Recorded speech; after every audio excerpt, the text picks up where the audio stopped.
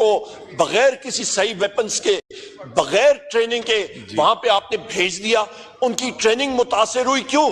क्योंकि वो जितने के जितने पुलिस के एहलकार हैं वो हिल गए थे, वो यूज्ड टू हो गए थे कि पाकिस्तान तहरीक इंसाफ के लोगों के घरों में जाएं, तोड़ फोड़ करें, पुलिस गर्दी करें। वो अपनी बेसिक ड्यूटी भूल गए थे।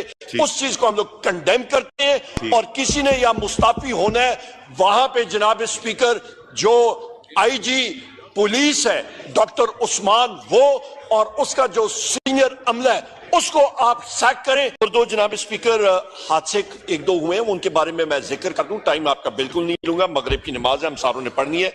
नंबर एक जनाब स्पीकर, यहाँ पे मूसा खेल बलूचिस्तान में मुसाफिर बस पे हमला हुआ था, 23 मुसाफिर जहां बाग शहीद हुए हैं।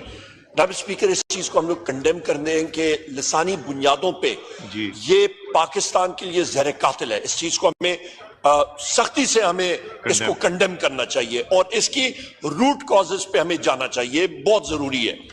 दूसरी चीज जनाब स्पीकर, शुमाली वजीरिस्तान रजमक में भी बम धमाका हुआ है, उसको हम लोग कंडेम करते हैं। रूट कॉजेस पे जाना चाहिए, ये सब हमारा मुल्क है। उसके बाद जनाब स्पीकर, रहीम यार खान पे जो पुलिस के एहलकारों के ऊपर जो कच्चे के डाकुओं ने हमला किया और उनको शहीद किया, उसको हम लोग कंडेम करते हैं। अल्लाह ताला उन शोदा का दूसरा जान को ले गुलजार करे और लवाकिन को सब्र दे। पर एक चीज, रूट कॉज पे हमें जाना चाहिए।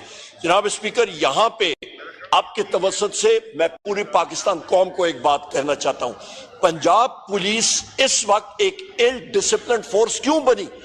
वहां पे आपने उन निहत्ते कांस्टेबल्स को, उन एहलकारों को बगैर किसी सही वेपन्स के, बगैर ट्रेनिंग के वहां पे आपने भेज दिया। उनकी ट्रेनिंग मुतासिर हुई, क्यों? क्योंकि वो जितने के जितने पुलिस के एहलकार हैं वो हिल गए थे, वो यूज्ड टू हो गए थे कि पाकिस्तान तहरीक इंसाफ के लोगों के घरों में जाएं, तोड़ फोड़ करें, पुलिस गर्दी करें। वो अपनी बेसिक ड्यूटी भूल गए थे। उस चीज को हम लोग कंडेम करते हैं और किसी ने या मुस्ताफी होना है वहां पे जनाब स्पीकर जो आईजी पुलिस है डॉक्टर उस्मान, वो और उसका जो सीनियर अमला है उसको आप सैक करें और उसको अकाउंटेबल ठहराएं। वो लोग जिम्मेदारान है, ना कि किसी कांस्टेबल या एसओचओ के गले के ऊपर आप ये चीज फैलाएं। आखिरी 2 पॉइंट से मैं फिर खत्म करता हूं।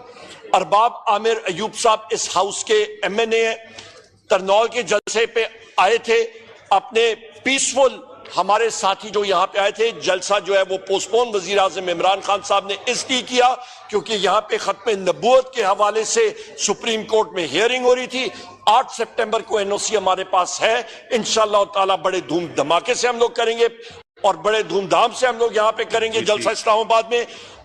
अरबाब आमिर अयूब साहब को जनाब स्पीकर इस्लामाबाद पुलिस ने उनका पिस्टल, लाइसेंस पिस्टल उठा के उससे फायरिंग करके उनके ऊपर उन्होंने केस डालने की कोशिश की है, जिसको हम लोग कंडेम करते हैं। और आखिरी बात जनाब स्पीकर, आखिरी 2 चीजें आपके जनाब स्पीकर, इंटेलिजेंस एजेंसी सरगोदा में यहाँ पे शफकत साहब यहाँ पे मौजूद है, हमारे एडवोकेट शफकत साहब, इनके हल्के में हमारे इंसाफ स्टूडेंट्स फेडरेशन के बच्चों को इंटेलिजेंस एजेंसीज वाले टारगेट कर रहे हैं, उनको उठा के बाहर बिठा रहे हैं और उनसे कहलवा रहे हैं कि जी हम लोग पीटीआई छोड़ रहे हैं। वो ही पुरानी घिसी पीटी स्क्रिप्ट जो 8 फरवरी से पहले थी वो कर रहे हैं। आखिरी चीज, मुस्तफा इंपैक्ट केस एक सेटल्ड लॉ है, मैं कानूनदान नहीं हूं, यहां पे मेरे साथी कानूनदान हैं, सेटल्ड केस है, सीनियोरिटी पे चीफ जस्टिस लगना चाहिए।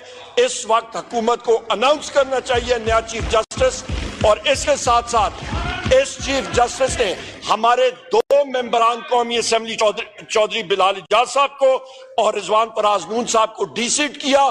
कई लोगों के कहने पे हुकूमत को 2/3 मेजॉरिटी देने के लिए हम लोग इस चीज को कंडेम करते हैं। काजी फैज ईसा का नया जो चीफ जस्टिस है वो इमीडिएटली अनाउंस करें। बहुत शुक्रिया। आपने